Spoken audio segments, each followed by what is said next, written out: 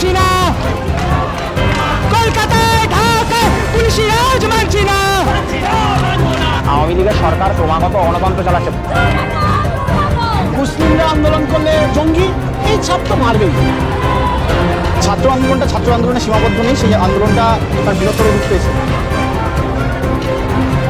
যে কোনো দেশে ছাত্র সমাজ যখন দলে দলে রাস্তায় নামে তখন হচ্ছে যে শাসক শ্রেণী ভয় পায়।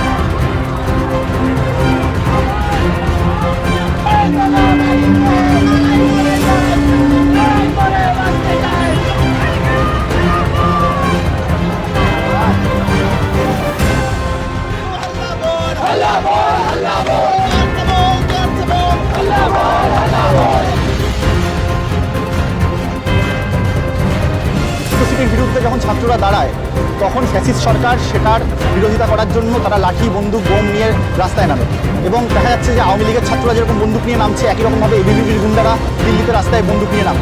এই একই ট্রেন্ড বাংলাদেশেও আমরা দেখতে পাচ্ছি, গোটা পৃথিবীতেই দেখতে পাচ্ছি, যেখানে যেখানে শাসক যেরকম রূপে আছে তারা অ্যাট্রোসিটির বিরুদ্ধে যখন আন্দোলন হয় সেটাকে দমানোর চেষ্টা করে। সে একই রকমভাবে আমরা ভিয়েতনামে যখন আন্দোলন হয়েছিল সেই তার সমর্থনে আমরা কলকাতায় নেমেছিলাম, একই রকমভাবে আমরা প্যালেস্তাইনের হয়ে কলকাতায় নেমেছিলাম, এবার আমরা বাংলাদেশের হয়ে রাস্তায় নামছি। ছাত্র আন্দোলনের সীমাবদ্ধ নেই, সেই আন্দোলনটা তার বৃহত্তর রূপ পেয়েছে। যদি শুধুমাত্র ছাত্র আন্দোলনের সীমাবদ্ধ থাকতো তাহলে এই রূপ পেত না। জনমানুষের মধ্যে সাড়া পেয়েছে বলেই গোটা ইন্টারনেট বন্ধ, বাংলাদেশের মানুষের সঙ্গে যোগাযোগ রাখা যাচ্ছে না। ভারতে উপস্থিত এসপ্ল্যানেডে থাকা বা অন্যান্য আশেপাশে থাকা বাংলাদেশিরা যারা এখানে ঘুরতে এসেছিল, চিকিৎসার জন্য এসেছিল, তারা আটকে পড়েছে। বিভিন্ন পরিবহন যেটা ভারত বাংলাদেশে চলে সেই পরিবহনকে জ্বালিয়ে দেওয়া হয়েছে। ভারতবর্ষের রেলপথ যেটা মানে মৈত্রী এক্সপ্রেস এখান থেকে বাংলাদেশ চলে, সেই মৈত্রী এক্সপ্রেস আটকে দেওয়া হয়েছে।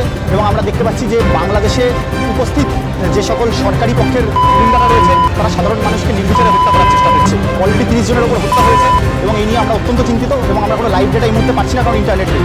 ফলে এই অবস্থাতে আমাদের মনে করেছি যে আমরা এই আন্দোলনটাকে মাধ্যমে বাংলাদেশের মুক্তিকামী মানুষকে একটা বার্তা দেব। আন্দোলনটা কোটা বিষয়ে শুরু হলেও বা সংরক্ষণ নিয়ে ওখানে বাংলাদেশেও ভিন্ন মত রয়েছে। মানে কেউ আন্দোলনকারীদের অনেকে বলছেন যে কোটা সম্পূর্ণ তুলে দেওয়া হোক, অনেকের বক্তব্য যে কোটা মানে আংশিকভাবে রদ করা হোক।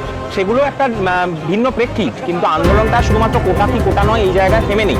আন্দোলনটা এই মুহূর্তে গিয়ে দাঁড়িয়েছে যে শেষ 4-5 বছর ধরে যেভাবে বাংলাদেশে আওয়ামী লীগের সরকার ক্রমাগত গণতন্ত্র চালাচ্ছে, প্রায় ভোট হতে দিচ্ছে না এবং মানে পুলিশ রাস্তায় নেমে ট্যাঙ্ক নামিয়ে এবং ইউনিভার্সিটিতে ঢুকে ছাত্র হত্যা করছে। এটা বাংলাদেশের মুক্তিযুদ্ধের পরে আমরা মানে গত 50 বছরে বাংলাদেশের ইতিহাস কখনো দেখিনি। ফলে সেই হিসেবে দেখতে গেলে এটা শুধুমাত্র বাংলাদেশের বিষয় হয়ে নেই, গোটা পৃথিবী জুড়েই বাংলাদেশের এই ছাত্র আন্দোলনের পক্ষে দাঁড়িয়ে তাদের সংহতিতে একটা আওয়াজ উঠছে। এবং আমরাও আসলে মানে শুধু কোটা কি কোটা নয় এই বিতর্কে থেমে না থেকে সব মিলিয়েই যে পরিমাণে স্বৈরাচারী শাসন গোটা বাংলাদেশ জুড়ে নেমে এসছে এবং তার পরিপ্রেক্ষিতে যে ছাত্র আন্দোলনের বাতাবরণ যে উচ্ছ্বাস তৈরি হয়েছে বাংলাদেশে, সেটা সংহতিতেই আজকে এখানে রাস্তায় নেমেছি। বাংলাদেশের যে কোটা আন্দোলন সেটা তো এই মুহূর্তে দাঁড়িয়ে অবশ্যই শাসক বিরোধিতার আবহে মানে আওয়ামী লীগের বিরুদ্ধেই এখন ধাবিত হচ্ছে। মানে শুধু আওয়ামী লীগ বলে নয়, সাধারণভাবে গোটা ব্যবস্থা যেভাবে চলছে, তাতে বেকারত্ব যেভাবে বাড়ছে, ছাত্রছাত্রীরা বা যুবরা যেভাবে চাকরি পাচ্ছে না, সেই পরিপ্রেক্ষিতে তো একটা বিষয় রয়েছেই। কিন্তু তার পাশাপাশি আমাদের এটাও মনে হয় যে এই আন্দোলনটা যেভাবে গোটা মানে সিস্টেম বা ব্যবস্থা বদলের ডাক নিয়ে আসে, সেখানে এই বিষয়টা অত্যন্ত গুরুত্বপূর্ণ। এবং দুই হচ্ছে অবশ্যই মানে ভারতের ক্ষেত্রেও আমাদের যেটা মনে হয় যে যেভাবে অ্যান্টি ন্যাশনাল বিজেপি সরকার যেভাবে অ্যান্টি ন্যাশনাল যখন দাঁড়িয়ে দিচ্ছিল, ছাত্রদের একটা অংশ নিজেদেরকে অ্যান্টি ন্যাশনাল বলে করছিল, সেটা নিজেদেরকে তারা অ্যান্টি ন্যাশনাল বলছে কি বলছে তার থেকে ইম্পর্টেন্ট যে বিজেপি যে তকমাটা দিচ্ছে সেইটাকে ধরে থাকে তারা একরকমভাবে ম্যানেজ করছে।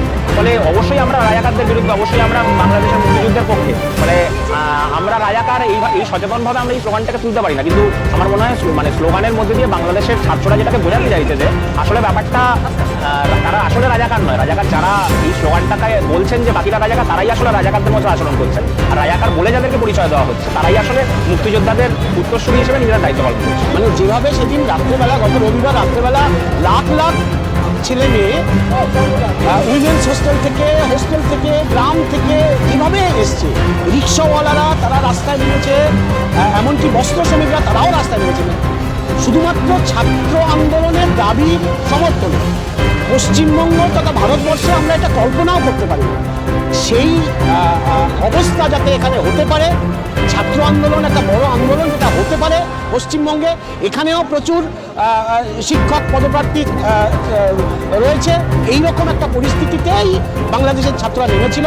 রিক্সাওয়ালা, বস্ত্র শ্রমিক তারাও রাস্তায় নেমেছে। আমাদের গর্বে বুক ভরে যায় এই কারণে যে বাঙালি বাঙালির রক্ত আমার দেওয়া আছে, তারাও বাঙালি। তারা যদি এইরকম অবস্থা মানে পরিস্থিতি তৈরি করতে পারে, এখানকার ছাত্র সমাজ কেন পারে না? এই জায়গা থেকে আজকে আমরা উৎসাহিত, ইন্সপায়ার্ড, এবং আজকের একটা বার্তা দেওয়ার জন্য আজকের এই মিছিলটা। এখন সরকার তো ছাপ মারবে, সরকার তো স্ট্যাম্প মারবে। ও আদিবাসীরা আন্দোলন করলে মাওবাদী, ও মুসলিমরা আন্দোলন করলে কি বলে জঙ্গি, এই ছাপ তো মারবেই। আসলে দেখতে হবে তাদের দাবিটা কি, দেখতে হবে তাদের পেছনে মানুষ কত। আমরা যদি এই দাবির পেছনে জড়ো হতে পারি, তাহলে কিন্তু আগামী দিনে একটা কিছু ফলাফল আমরা দেখতে পাবো। সেই জন্যই আজকে আমরা রাজপথে হেঁটেছি বাংলাদেশের ছাত্র সমাজের তাদের সমর্থনে। এখন উপসংহার হতে পারে সেটা সরকার বদল, হতে পারে অন্য কিছু, এখন এটা বলা মুশকিল। তবে সরকারের মানে ছাত্রদের যে তেজ, এটা কিন্তু মানে মারাত্মক। ফলে কি হবে এটা বলা মুশকিল। ছাত্র সমাজের উপরে আক্রমণ নেমে এসছে এবং ছাত্র সমাজ তাই জন্য সেই আন্দোলনের সেই নৃশংসতার মুখে জবাব দিতেই বাংলাদেশ থেকে ভারতবর্ষে আসা এই আন্দোলন। শিক্ষা এটাই বলা যেতে পারে যে কোনো দেশে ছাত্র সমাজ যখন দলে দলে রাস্তায় নামে, তখন হচ্ছে যে শাসক শ্রেণী ভয় পায় এবং ভয় পেয়ে তাদেরকে নৃশংসতার পথ অবলম্বন করতে হয় তাদেরকে চুপ করিয়ে দেওয়ার জন্য।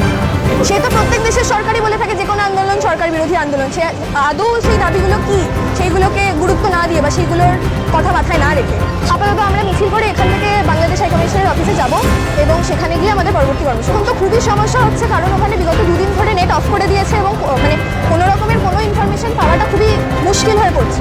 তো সেই জায়গায় দাঁড়িয়ে তবুও যারা জানাতে চাইছে তাদের থেকে জানা যাচ্ছে যে রকমের নৃশংসতা নামিয়ে এনেছে সেই আন্দোলনটা যদি এখনই থেমে যায়, তাহলে হচ্ছে সরকার পক্ষে খুব সুবিধা হয়ে যাবে। মানে একটা এক্সাম্পল সেট হয়ে যাবে যে আচ্ছা তাহলে হচ্ছে 70 জনের বেশি ছাত্র ফোন করলে একটা আন্দোলনকে থামিয়ে দেওয়া যায়।